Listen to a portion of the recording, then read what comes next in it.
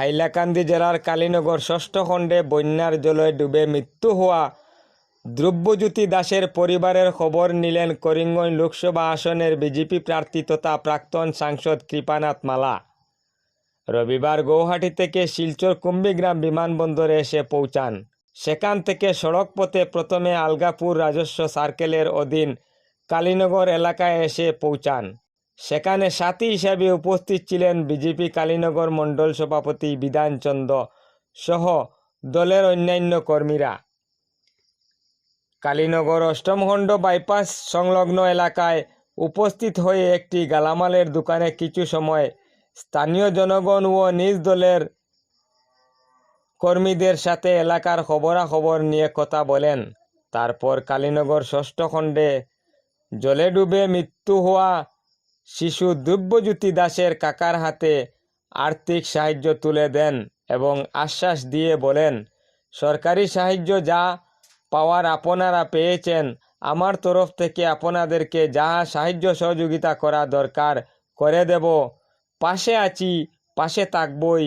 কালীনগর অঞ্চলের জনসাধারণের দাবি ছিল মোহনপুর থেকে কাটাকাল পর্যন্ত নদী ভাঙ্গনগুলি শীঘ্রই মেরামত করা এবং কাটাকাল কিংবা পাঁচগ্রামে স্থায়ীভাবে এসডিআরএফ কিংবা এনডিআরএফের একটি দল নিয়োগ করা।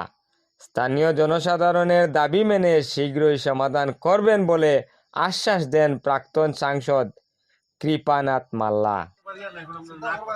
দাদা আসো পার্ট টাইম লাইফ টাইম দাদা আমরা সঙ্গে আসো, আমরা সহযোগিতা দাদা সবসময় আসো। ফোন করার লগে লগে আমি ইয়ে করি, আমি ফোন সঙ্গে সঙ্গে দাদা করার পরে সব ব্যবস্থা দাদা করে দিচ্ছি। আরো আমরা সব কিছু করতে চাই।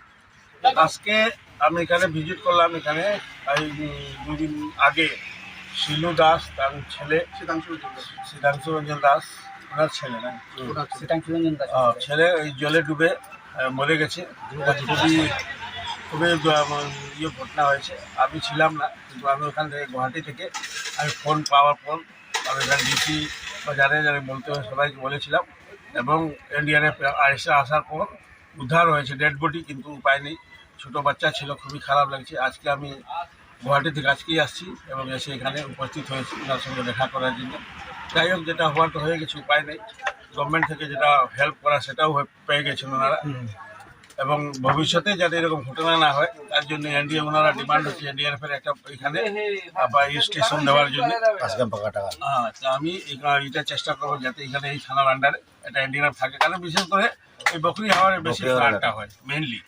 এখন কাটলি ছড়া বা অন্য জায়গায় রাখার লাভ নেই, এখানে আনলে খুবই সুবিধা হবে, পোট করে রিকভারি করা যাবে। সেটা আমি ভবিষ্যতে চেষ্টা করবো যাতে এনডিআরএফের একটা টিম এখানে থাকে, মেনলি এটাই উদ্দেশ্য। বাকি যেটা রাস্তাঘাট ভেঙেছে বা ইএনডি, সেটা রিপেয়ার মন্ত্রী এসেছিলেন, বলে গেছেন 15-20 দিনের মধ্যে সেটা কাজ হবে। ওই দিকটা আমিও আছি এবং তাড়াতাড়ি যাতে ভাঙ্গাগুলো বন্ধ হয় সেটাও আমরা চেষ্টা